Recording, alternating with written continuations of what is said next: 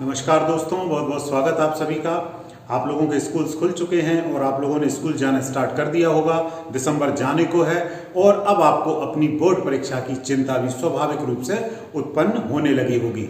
हम किस प्रकार से एग्ज़ाम की तैयारी को करें, किस प्रकार से अपनी पढ़ाई को आगे बढ़ाएं ताकि हम अच्छे नंबरों के साथ उत्तीर्ण हो जाएं, ये सभी के अंदर एक लक्ष्य इस समय डेवलप हो चुका होगा। और 12वीं के बोर्ड के एग्जाम्स होना है, संभवतः वो मार्च एंड अप्रैल फर्स्ट में स्टार्ट हो जाएंगे। तो अब हमको क्या करना है ताकि हम अच्छे अंकों के साथ इन परीक्षाओं को पास कर लें। तो इन्हीं बेसिक टिप्स के साथ या कुछ महत्वपूर्ण जानकारियों के साथ आज मैं आपके बीच में उपस्थित हूं। आप इन चीज़ों को ध्यान से देखिए, सुनिए और अपनी जो स्टडीज़ हैं उनमें अप्लाई कीजिए। आप बहुत ही अच्छे नंबरों से इन बोर्ड एग्जाम्स को उत्तीर्ण कर लेंगे। अब जब एग्जाम आपके आ गए हैं, एग्जाम आपके करीब हैं, आपको परीक्षा में जाना है, तो सबसे पहले तो आप इस बात का जरूर ध्यान रखें कि एक गुड लाइफ स्टाइल, एक अच्छी जीवन शैली का आप पालन करें। अच्छी जीवन शैली से मतलब क्या है? टाइम पे खाना, टाइम पे सोना, टाइम पे उठना, अपनी समस्त गतिविधियों को समय के हिसाब से संचालित करें, अव्यवस्थित ना रहें, बैलेंस रहें, व्यवस्थित रहें।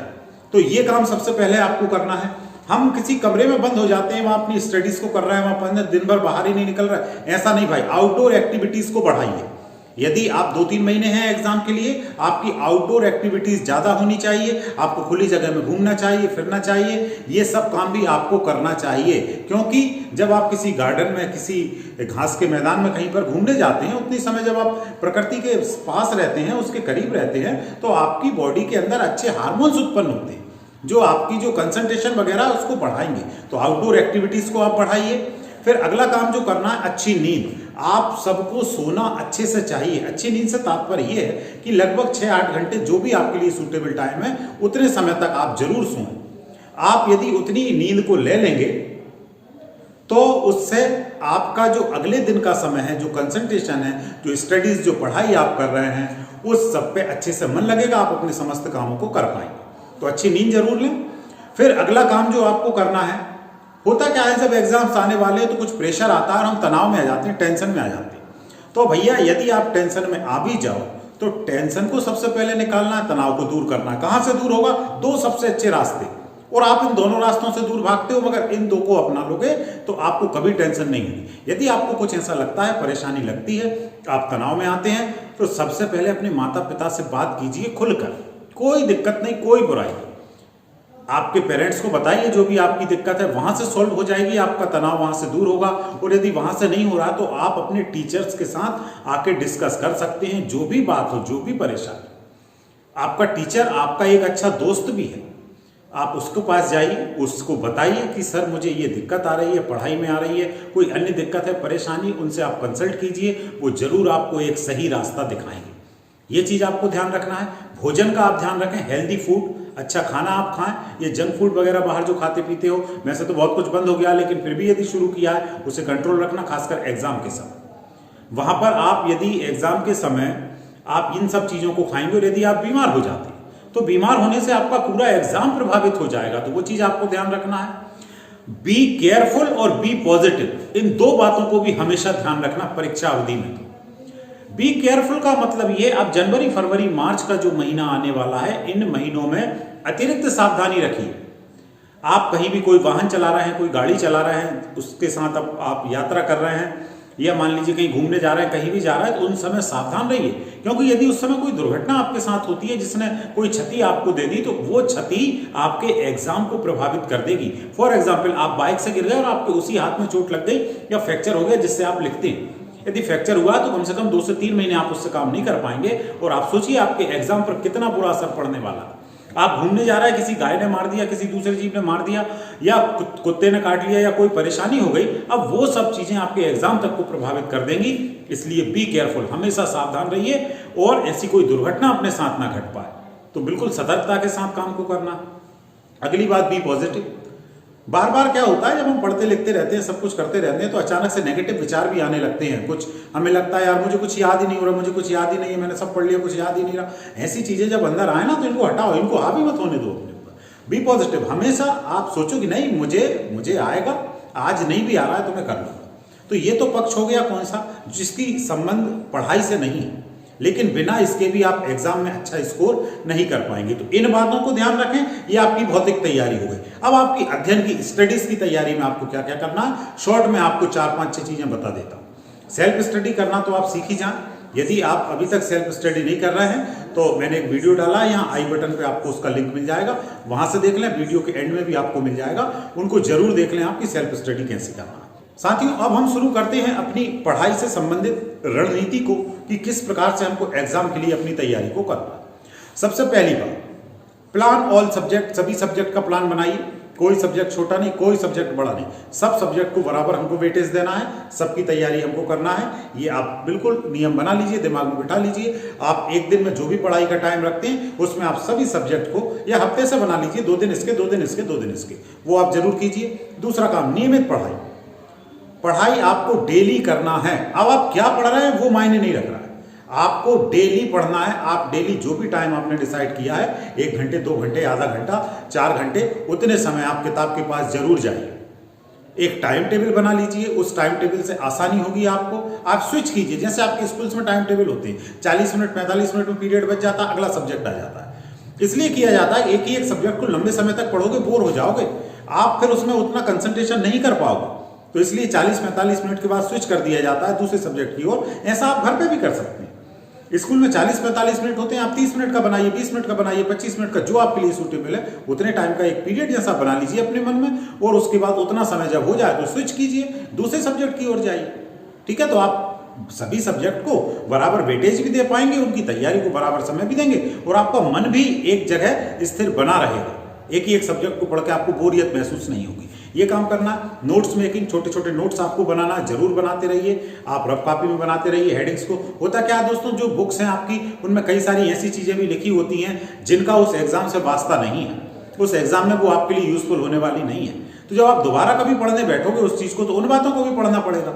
तो इससे अच्छा ये होगा कि आप जब अभी पढ़ रहे हैं एक बार, तो जब आपने एक बार पढ़ा तो उस समय आप नोट्स बना लें, उसके पॉइंट्स को लिख लें। दोबारा जब आप रिवीजन करेंगे केवल पॉइंट्स का कर लें जो आपकी एग्जाम की दृष्टि से महत्वपूर्ण है। तो ये काम आपको करना है। सिलेक्टिव स्टडी आपको करनी है। सिलेक्टिव स्टडी मतलब जो मेन चीजें हैं, मुख्य चीजें हैं, आपका जो सिलेबस है, अकॉर्डिंग सिलेबस के हिसाब से जो चीज सिलेबस में है उस पर आप फोकस कीजिए, क्योंकि इतना समय नहीं है हम पूरे सिलेबस को पढ़ पाए। हमारे पास लगभग 3 महीने पूरी, आप ना केमिस्ट्री पढ़ पाएंगे ना फिजिक्स पढ़ पाएंगे। उसको आप सिलेक्टिव हो जाइए। थोड़ी सी जो चीजें ज्यादा फोकस में रहती हैं उन चीजों पर अपना थोड़ा सा एक्स्ट्रा इफेक्ट वहां पर लगाइए। फिर अगला काम जो आपको करना है वो है समझें। आप जो भी कॉन्सेप्ट पढ़ रहे हैं उसको समझने का प्रयास करें, उससे रटे ना। यदि आप रट लेंगे तो कुछ समय बाद वो विस्मृति हो जाती है, दिमाग से निकल जाता है। तो आप थोड़ा सा समझें, समझने का प्रयास करें, फिर उसके बाद आपको लिख पाएंगे उसको, अपने शब्दों में आप उसे लिखें। तो ये काम आप कर लें।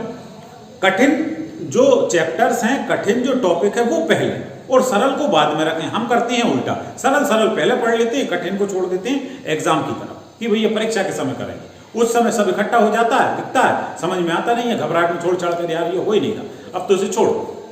तो ऐसी स्थिति ना बने तो आप जो कठिन वाले हिस्से हैं अभी जनवरी में, फरवरी में, उनको निपटा लें। मार्च जो मिलेगा उसमें सरल चीजों को करना जल्दी हो जाएगी। और नो मोर बुक्स, ज्यादा किताबों में मत उलझना दोस्तों। हम क्या होता है, हमने ये भी ले ली, ये कुंजी ले ली, ये इसकी छोटी वाली बुक ले ली, ये बड़ी वाली ले ली, एक अपने नोट्स रखे हैं, भाई के नोट्स मिलेगा, ऐसा आपने बहुत सारा मटेरियल इकट्ठा कर लिया। यदि बहुत सारा मटेरियल इकट्ठा कर लोगे भैया, आप भूखे रह जाओ। आपने देखा होगा बफर्स में आप खाना खाने जाते हैं, खाते खूब हैं लेकिन भूखे रह जाते हैं। क्यों? क्योंकि हम कंफ्यूज रहते हैं टोटल समय, ये खा लूँ, ये खा लूँ, ये खा लूँ, ये खा लूँ, आप कंफ्यूज हो जाएंगे। ज्यादा बुक्स मत रखिए। जिस बुक्स की भाषा शैली आपको अच्छी लगती है, आपको सरल लगती है, केवल एक सिलेक्टिव बुक उसको रखिए, आप उससे तैयारी कीजिए। अपनी हेडिंग्स को बना लीजिए, अपने नोट्स को बना लीजिए और उसके अकॉर्डिंग जो भी तैयारी करना है वो आप कीजिए। 10 जगह आप बिल्कुल मत उलझिए। तो ये आप काम कर लें। रिवीजन का आप प्रॉपर आप महत्व रखें। आपने एक बार पढ़ लिया, प्रॉपर एक निश्चित समय के बाद रिवीजन होना चाहिए। कब करना है, कितना करना है, एक हफ्ते में कितना करना, वो आप अपने टाइम टेबल में डाल लें रिवीजन को आपकी सुविधा अनुसार। लेकिन रिवीजन जो करोगे ना उसे लिख के करना, उसे केवल ऐसा नहीं कि अब आप लोग कैसे रिवीजन करते हैं, क्वेश्चन पढ़ा, ये प्रश्न और फिर मन में उसका आंसर बोल देते, ये नहीं, गलत तरीका। इससे आप कभी सक्सेस नहीं होंगे। आप अपने 5 क्वेश्चन, छोटा भाई होगा, बड़ा भाई होगा, उससे जो आपने तैयार किए उनको दे दो 10, 12, 15 प्रश्न जो भी थे, उससे कहना 5 प्रश्न बोल दो। कोई से भी 5 बोल देगा, उसे नहीं पता, वो 5 आप लिख लो और उसके बाद आप उनका आंसर लिखना शुरू करो। आप इससे दो फायदे होंगे, एक तो आपकी हैंड राइटिंग ठीक हो जाएगी, आप जब बार बार लिखते रहेंगे आपकी लिखने की प्रैक्टिस बनी रहेगी। और लिखने की प्रैक्टिस भी जरूरी भाई, देखो हैंड राइटिंग भी उतनी ही महत्वपूर्ण है जितना आपने कॉन्सेप्ट को याद किया। क्योंकि खाना कितना ही अच्छा बना हो, कितना अच्छा स्वाद हो, लेकिन जब तक थाली में परोसा अच्छे से नहीं जाएगा आधा स्वाद तो वही खत्म हो जाएगा उसका।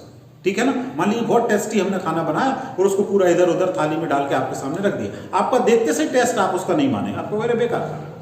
लेकिन यदि खाने को व्यवस्थित तरीके से थाली में सजा के आपके सामने पेश किया जाएगा तो थोड़ा बहुत टेस्ट कम भी होगा ना तो भी आपको वो अच्छा लगे। यही स्थिति लागू होती है एग्जाम्स में आपकी हैंड राइटिंग के साथ। यदि आपकी हैंड राइटिंग बेकार है, गंदी है, ऐसी आप लिख रहे हैं जो पढ़ते ही नहीं बन रही है, तो भैया उसमें दिक्कत होगी।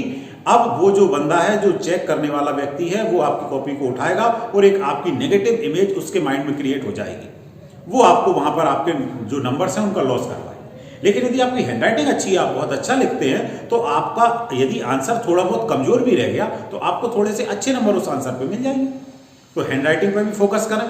कई लोगों की बहुत अच्छी होती है, कई लोगों की थोड़ी खराब होती है। जिनकी खराब है उनके लिए मैं एक वीडियो बहुत जल्दी लेके आ रहा हूँ, हैंडराइटिंग कैसे इंप्रूव करें। कुछ छोटी छोटी ट्रिक्स आपको बता दूंगा, आपकी हैंडराइटिंग भी सुधर जाएगी। पहली ट्रिक्स तो यही है कि आप सबसे पहले लिखना शुरू करें। जितना आप लिखेंगे, क्योंकि आपने सुना होगा करत करत अभ्यास के जड़मति होत सुजान, मतलब जितना किसी भी कार्य में यदि आप अभ्यास करते हैं, लंबे समय के लिए अभ्यास करेंगे, तो उस काम में आप पारंगत होते चले जाते हैं। तो यदि आप लिखने का प्रयास करेंगे, बार बार लिखेंगे, तो बिल्कुल स्वाभाविक है आपकी हैंडराइटिंग अपने आप ठीक हो जाएगी। ठीक है, तो ये काम आपको कर लेना। लास्ट 2-3 साल के जो पेपर जो आए, जो एग्जाम्स हुए, उनमें जो प्रश्न पत्र दिए गए, उनकी जरूर प्रैक्टिस कर लें। उनको आप लिखकर बिल्कुल पेपर के जैसे आप तो बैठ जाए भैया, 3 घंटे का टाइम, 3 घंटे एक रफ कॉपी लेके बैठ जाए, 3 घंटे में उसको करने का प्रयास करें। उतने टाइम में उतने क्वेश्चंस अटेम्प्ट भी होना चाहिए।